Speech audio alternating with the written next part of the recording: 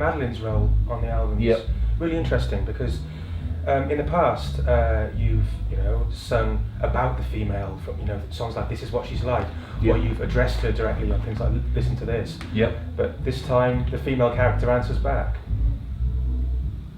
Right, I hadn't thought about it like that, but yeah, she certainly does. She does. And doesn't necessarily paint you in the best of lights. Well,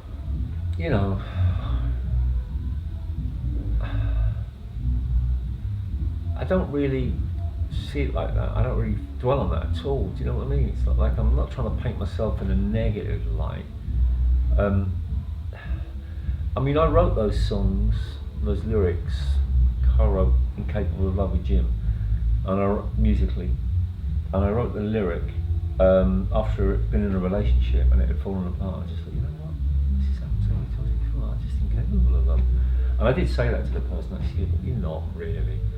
But there's a humour in it as well. Do you know what I mean? It's not like, People will always wonder how autobiographical it is, and you do say in "It's Okay, John Joe" that you put everything into the songs. It's still there, and there is definitely a narrative.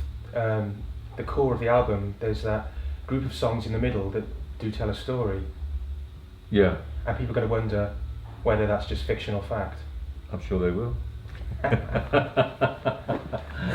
I've been wondering that. Yeah. You once wrote that compromise is the devil talking. Do you still feel that way? Definitely.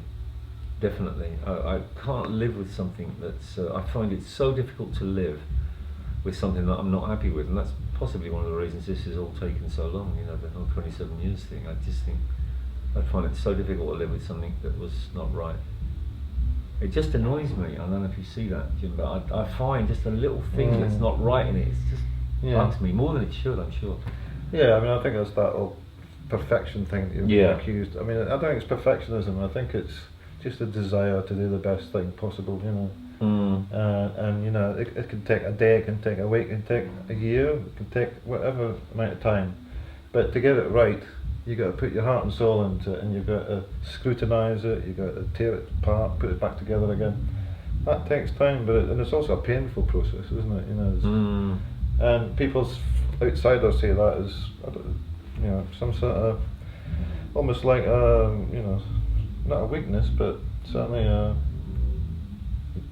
sort of a characteristic flaw almost. Well, Kevin does have this image of being a tough taskmaster and difficult to work with and difficult to get along with and all that stuff. But it's perpetrated by people who don't really know him. I suppose music, unless you're a solo artist, is by its very nature it's a collaborative art form. So compromise is built into it from the start. So you've always got that difficulty. Not really. I don't know. I don't really have that. I mean, and I just think the system that we've got, and that's kind of what it is at the moment, and long may it continue, it seems to work. I mean, I've got the final say. On the album, I would listen to Mick, and I would ask his opinion. If I wasn't sure about something, say, look, well, often anyway, like one thing about Mick is that the good thing about him and with Jim, they're prepared to go into the detail. Do you know what I mean? Most people aren't. They say they are, but when it comes down to it, they're not. Like, you go, yeah, I'll help you, we'll work on that, and you work on something. Do you like it this way, or do you like it that way? Or do you think this sequence is better? Or do you think it works better with that rhythm? Do you think we should put this bit here? They'll go, oh, it's fine, it's all good. Yeah, either way's great. Do you know what I mean? Yeah. This guy, and Mick's the same, they'll listen, hang on a minute, I'm not sure. Oh, let's try it that way, and you'll get to the truth. Do you know what I mean? And that's what you're trying to get to in the music. You're trying to get to the best thing possible. And how it worked is, with Mick, I mean, when he came in, the songs were written, they were demoed, but it was a question of like getting the most out of them, little tweaks in the arrangement, who will play what. So I would go to Mick, do you think the string line on this, or do you think the brass should play this line? And he'll go, I'm not sure. Or he might say, okay, I like strings on that. Now, sometimes I'm even just asking the question, I knew what the answer was. Sometimes Mick would say one thing and I would intuitively know, hang on, it's the other one. No, I'm sure that, no. I know what you're saying, but I think this is better. We'll stick with this way.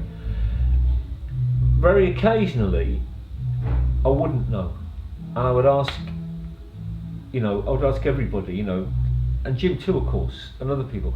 But if if I didn't know the answer to something, and 5 people were saying it's that way, then I would go with that. But generally, I had the executive decisions, and I take everybody's input and make the final decision. And usually, I knew what that was. By the time we've talked about it all, we've got to the truth of it. It's shining out. That's the right melody. That's a better melody. Or that lyric is working better on that bit. The live shows you played so far with the new album, was it important to you to present it as a whole, start to finish? It was, and it was a dream. To be completely honest, I didn't think of that idea. I didn't think that it would even work at first. When Tim Vigan, the manager, suggested, I went, really? He went, yeah. He said, but people haven't heard an album from you for a long time, so they'll be keen to hear it. And I played him the album. He'd heard it, and in pieces, and he went, you could do it. And once he said it, we thought, okay, but even then we still didn't know it'd work. No, I think it works because it is a narrative almost.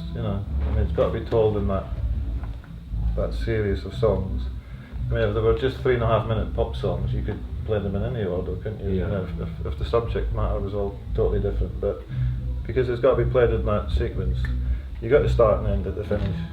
Dexys have always, in various incarnations, looked like a band. You've always dressed in a unified kind of way, and it seems that you're doing that again. How did that come together this time? And what's the thinking behind it this time? I just started dressing this way. 2003 tour, similar-ish, and then I started going to this club called Lady Luck that had all ages and all kinds of music. It was an amazing place, just taking all old influences and mixing them up in a postmodern, for want of a better phrase, way. Brilliant, loved that. Been dressing like this way. And then when I went and saw Mick in 2006 or 7, maybe 8, met him for the first time since 2003. He turned up wearing sort of American period film clothes, and I just thought, that's an omen. He was dressed quite similar.